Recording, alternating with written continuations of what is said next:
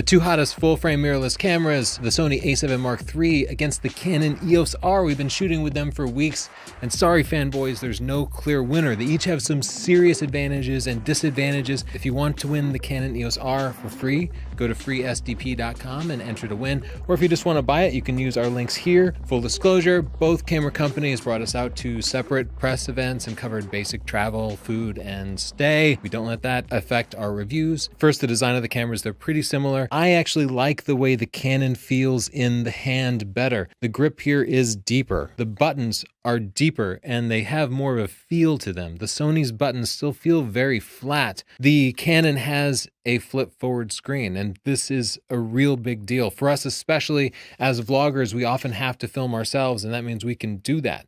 With the Sony, you just can't. The screen tilts up and down, but the screen does not flip forward. The Canon design still resembles their older SLRs, but it feels more modern and smooth. I love the way the edges flow into each other, whereas the Sony is more angular and feels a bit more disjointed. I also love the new silver design for the Canon EOS R mount.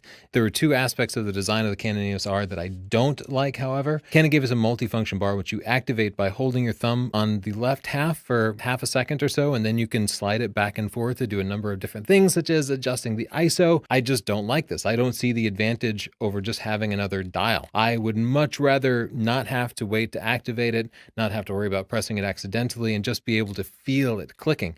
This gives me no tactile feedback. If I'm activating something, that means I have to look at the screen, which means I can't just quickly flip and change a setting, which I often do. There's no thumbstick here, which means to select the autofocus points when you have your eye to the viewfinder, you can drag your thumb across here. That's the best way I've found, but that is slower than using a thumbstick, and I have to often scroll multiple times to get the focusing point from the left side to the right side of the screen. It's just kind of inefficient. The AF on button is put way over here, which is uncomfortable for me to hit with my hand. It's just in a weird place, and to push it with my thumb means I give up a lot of leverage on the camera, whereas the Sony and most other cameras have the AF on button further in, which means I have a firmer grip on it on this button that I push all the time. Nonetheless, I still managed to change the focusing points. I still managed to use my AF on button. However, I completely gave up using the multifunction bar, instead preferring just to use the touch screen to change ISO. This is a deal breaker to some of you and not to others. The Canon has one card slot, whereas the Sony has two card slots. The two card slots allow you to have an instant backup. This can save you if one card fails. Some of you have never had a card failure and aren't worried about it.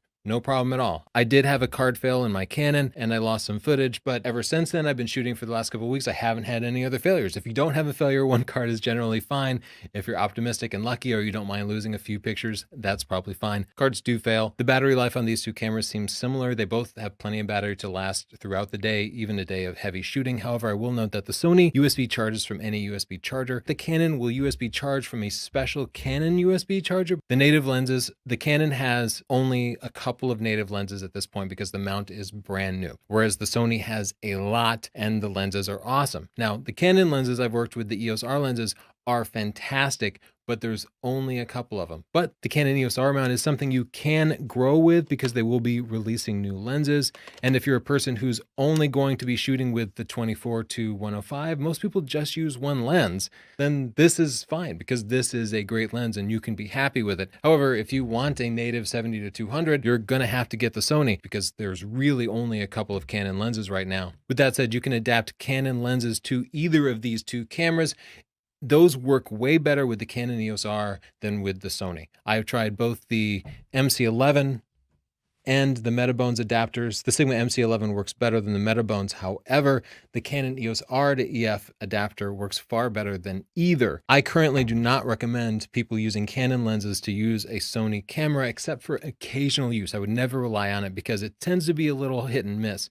This makes sense because Sony has not tested the body, adapter, and Canon lenses all together. There's nobody that supports this whole front to back system, whereas Canon is actually testing their adapter and lenses and making sure that everything works perfectly before releasing the camera. And it it shows. My Canon EF lenses focus just as well as the Canon R lenses. Stabilization works just as well. It's all a little spotty with the Sony system, and this is supported by many different pros that I've talked to who've tried to use their Canon lenses on the Sony system. If you want to go to Sony, sell your Canon lenses and buy the native Sony lenses instead. If you insist on using your Canon lenses, you will be happier with the Canon EOS R camera or just continuing to use your existing Canon DSLR. Let's talk about the image quality. I have a whole video that you can watch here if you want to know the details of it, but in most cases, you will not be able to distinguish the difference between these two cameras. When tested on the same lens, the 30 megapixels from the Canon EOS R provides better image quality. However, the Sony a7 Mark III has better dynamic range. So if you're the type who recovers 3 or more stops of shadows, the Sony is definitely going to look better. Additionally, I did see some banding in my examples. Here's an example that I took in LA. And this was processed naturally, but you can see I had to raise the shadows quite a bit and raise the exposure quite a bit because of the massive dynamic range between the bright sign and the car in shadow here. And you can see distinct banding here in the recovered shadows. I had people telling me that nobody recovered the dynamic range enough to ever see the artifacts in the Canon. This is definitely not true. I didn't set out to make this example. I was just doing night photography and it came out. As we zoom in here, you can really see that banding more distinctly. And just if you're having trouble seeing it on YouTube, it's very obvious in person. Here I raised it a little bit further so you can see these kinds of artifacts. It's actually easy to fix. You could just lower the blacks and they would completely disappear, or you could do some selective dodging and burning, but it's just a little bit of extra post-processing. It's not a big deal. Stabilization. The Sony has sensor stabilization. The Canon does not. That's kind of a big deal because the Sony can stabilize any lens you put on it. You can put on this excellent Canon 24-70 on here without image stabilization and it will be stabilized. You can put on any prime, any lens, Canon or not, and it will be stabilized. That means I can put on a 24 f1.4 and go handhold it for night photography at ISO 100. I've done that. I've handheld it at 1 full second and it works great. The Canon system puts stabilization in the lenses instead. And in the case of this 24-105, the stabilization is excellent. And in fact, the stabilization on the 24-105 beat the Sony a7 III and 24-105 at really long shutter speeds. You can see at about -4 stops below the reciprocal roll, they were both about the same. Faster than that, the Sony had a little bit better of a percentage than the Canon.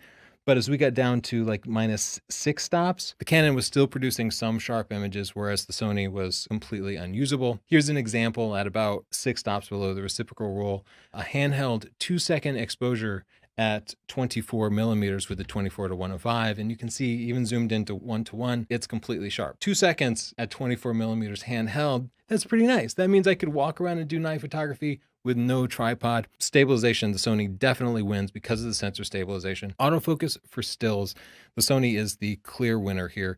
Sony's autofocus system is the best in the mirrorless world, period. Canon's autofocus system is derived from their DSLR live view system, and it's good. But it always felt very like video-centric to me. The focusing is smooth but slow. It doesn't snap into focus like it does on the Sony. When you talk about eye autofocus, both of these cameras can find a human eye and automatically pick that focusing point and focus on it.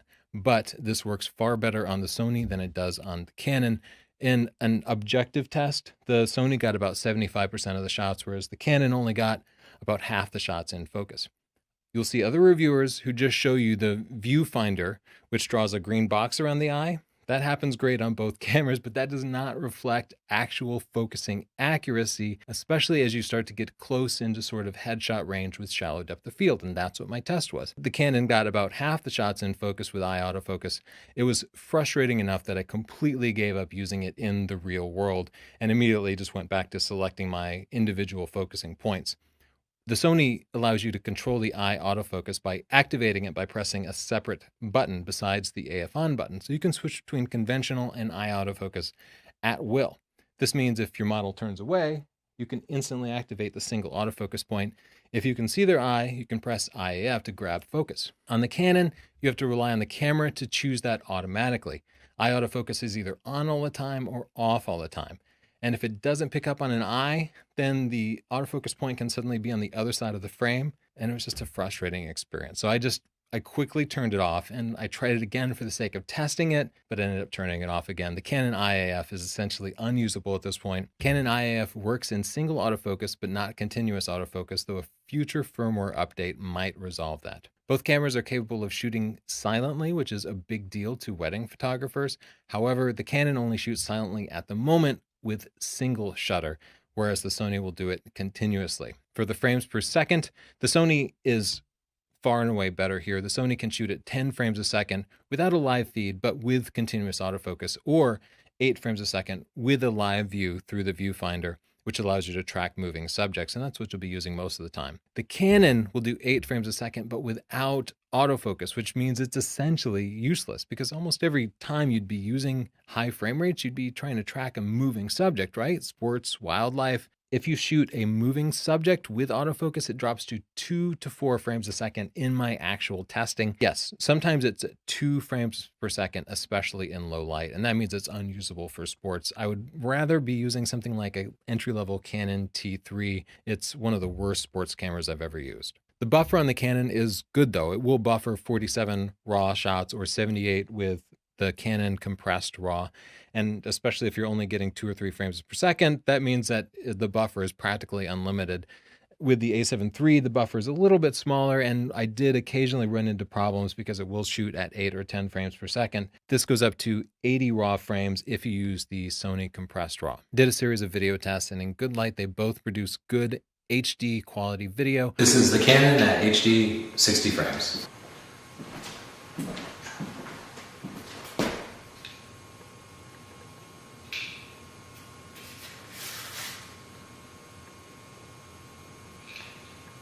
This is the A7 III in 1080 60.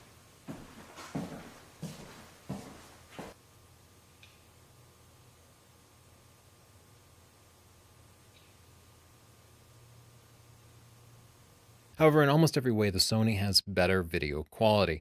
The Sony supports up to 4K at 30 frames a second without a crop. This is especially obvious in low light, where the Canon's effective smaller sensor produces far more noise. This is the Canon at 4K ISO 12800.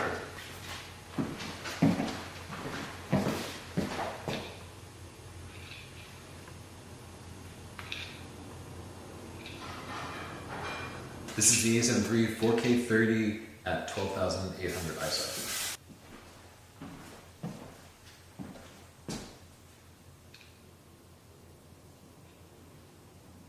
They both shoot full width at 1080 and 60 frames a second, and in good light, they were essentially indistinguishable. Even in low light, I couldn't really see a difference. Both cameras support 120 frames per second, which would allow you to do 6 times slow motion if you were processing at 30 frames per second. However, the Canon slow motion is almost useless. First, it does not record any sound. Second, it records at 720p instead of 1080. Third, it only records in the oversized all-I codec, which takes up a lot more storage space. The Sony not only records sound at 120 frames per second, this is the A7 III at 120. but it uses a proper codec and is full 1080. The slow motion from this is spectacular.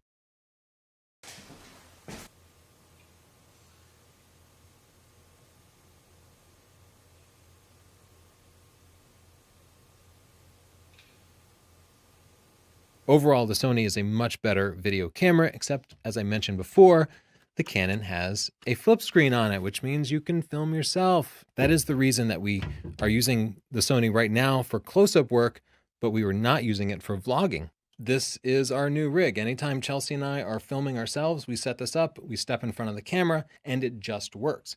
And yeah, that means that our videos are now at 1080 when we're filming ourselves. But we can monitor ourselves and they're in focus, and that's something that we cannot do on the Sony. Speaking of video AF, when you're behind the camera, the Canon's video AF is smoother and more consistent. The Sony's is a little bit jerky. They're both amongst the best cameras ever made, but the Canon is just a little bit better. If you're the type of vlogger who's holding subjects in front of the camera and you hope that it will either focus on the subject or your face automatically, pick the Canon and drop down to 1080. Which camera you should buy depends on who you are. If you're a new casual shooter without any particular camera, I would recommend the Canon EOS R. The selfie screen here is going to be important to a lot of modern shooters. It generally feels better. I think it's more fun to use. The menu systems are a lot easier to learn. The viewfinder, a little bit crisper, a little bit nicer than the Sony. However, if your shooting involves any kind of sports or other types of action, then you should switch to the Sony because the Canon simply cannot keep up with high speed. But for travel, landscapes, that kind of thing, I would pick the Canon. If you're a Canon lens owner and you want to continue to use your Canon EF lenses, I would recommend the Canon EOS R for this. They simply adapt much better than they do with third-party adapters and the Sony. If you are a wedding photographer, I would recommend the Sony. The Sony here has a great selection of native Sony G Master lenses. It has 2 card slots, and it has proven to be very reliable among the professionals that have been using it on a regular basis. If you're a vlogger and you're going to be on camera, I would recommend the Canon EOS R because it has that flip forward screen, and the focusing system will automatically put your face in focus, and that is incredibly useful. However, if you're a videographer and you are behind the camera and you don't need to show the on-camera talent to screen, then I would definitely pick the Sony. It is overall a superior video camera. You just can't see yourself. If you want to win the Canon EOS R, head to freesdp.com and we'll give it to you for free, maybe. Or if you just want to buy it, you can use our links here or use this link to buy the Sony a7 III. Check the pinned comment down below because I will add updates and answers to frequently asked questions. If you do have any questions, add a comment down below. Of course, subscribe to see our full review of the Canon EOS R and our reviews of the Fuji X-T3, the Nikon Z7, the Nikon Z6, and much else, as well as photography tutorials, things that will actually teach you the art of photography. Give this video a like too. Thanks.